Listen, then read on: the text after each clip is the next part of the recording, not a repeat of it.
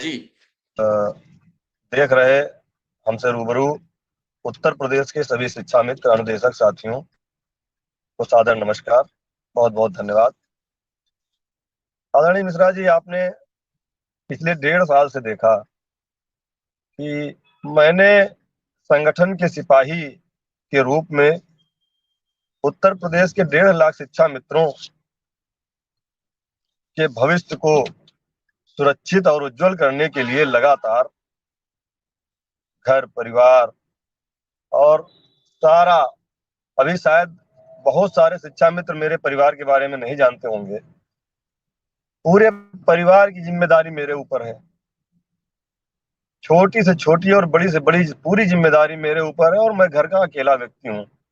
किस तरह से मैं मैनेज करता हूँ ये मैं जान सकता हूँ, और मैंने वो मैनेज किया। चाहे परिवार में शादी हो, मुंडन हो, चाहे रिश्तेदारी में, कदम नहीं रोका।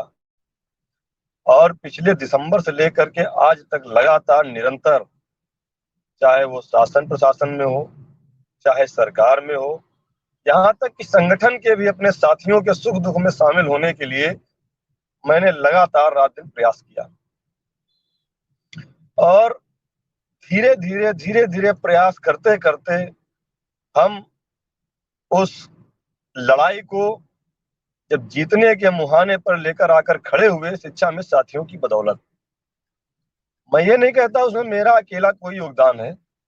मैंने तो एक सम्मा जलाई, संगठन के वरिष्ठ पदाधिकारियों ने मुझे रास्ता दिखाया और उत्तर प्रदेश के शिक्षा मित्र। नमस्कार साथियों, वीडियो आप सभी शिक्षा मित्र साथियों के लिए बेहद ही महत्वपूर्ण होने वाली है। दरअसल आज की ये खबर आप सभी के अस्थायीकरण को लेकर व रिसेंट में मिलने वाले मानदेय को लेकर है। दरअसल कब तक मानदेय आपका आने वाला है और मानदेय के साथ साथ अगर हम बात करें अस्थायीकरण की क्या चर्चाएं हैं सरकार में, इन सारी बातों के ऊपर इस वीडियो में चर्चा करेंगे। सभी साथियों से एक रिक्वेस्ट है, वीडियो को आप पूरा देखें। चैनल को अभी तक आपने सब्सक्राइब नहीं किया है, सब्सक्राइब भी कर लें। अब चलते हैं अपडेट पर। साथियों ने मेरा सहयोग किया, मेरा सम्मान किया और मुझे हौसला दिया। सबसे बड़ी बात, शिक्षा में साथियों को मैं बहुत बहुत धन्यवाद दूंगा, जिन्होंने पूरे 1.5 साल में जिस सुशील यादव को केवल लखनऊ और कुछ ही लोग जगह जिलों के शिक्षा मित्र जानते थे, आज पूरे प्रदेश के शिक्षा मित्रों ने मुझे जो हौसला दिया है, जो मुझे पहचान दी है, उसका ऋण मैं कभी नहीं उतार पाऊंगा। जहां भी जाता हूं, इतना प्यार, इतना सम्मान मेरे भाई बहनों के द्वारा मिलता है कि मुझे पता नहीं कहां से ऊर्जा या ताकत आ जाती है कि नहीं यार, ये काम करना है। एक छोटी सी बात बताऊं, जब मैं पश्चिमी उत्तर प्रदेश के दौरे पर गया 18 अक्टूबर के धरने को सफल बनाने के लिए, तो मेरे पास एक अजीब घटना घटी मेरे साथ।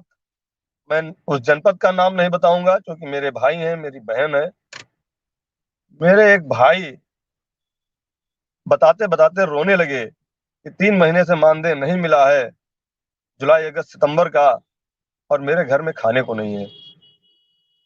मैं वहीं रो दिया था मिश्रा जी, और कहा कि अब कुछ भी हो जाए, जब तक शिक्षा में साथियों की समस्याओं का समाधान नहीं हो जाएगा, चाहे 1 महीना लगे, चाहे 1 साल लगे, चाहे 2 साल लगे, अब मैं घर पे नहीं रहूंगा और हर प्रकार से शिक्षा मित्रों की मदद करूंगा।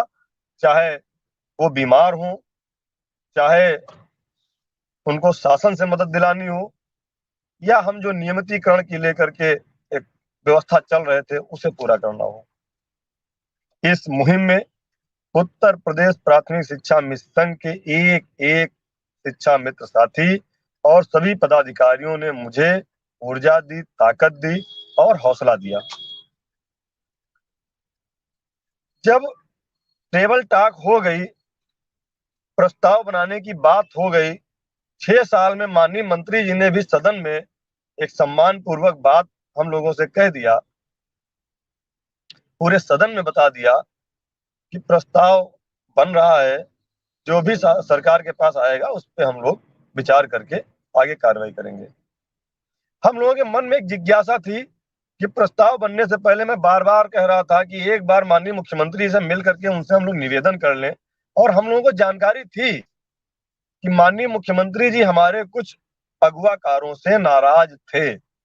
2017 की बैठक में भी, 2018 की बैठक में भी वो चीज निकल के आई थी कि वो हमारे कुछ अगुवाकारों से नाराज थे।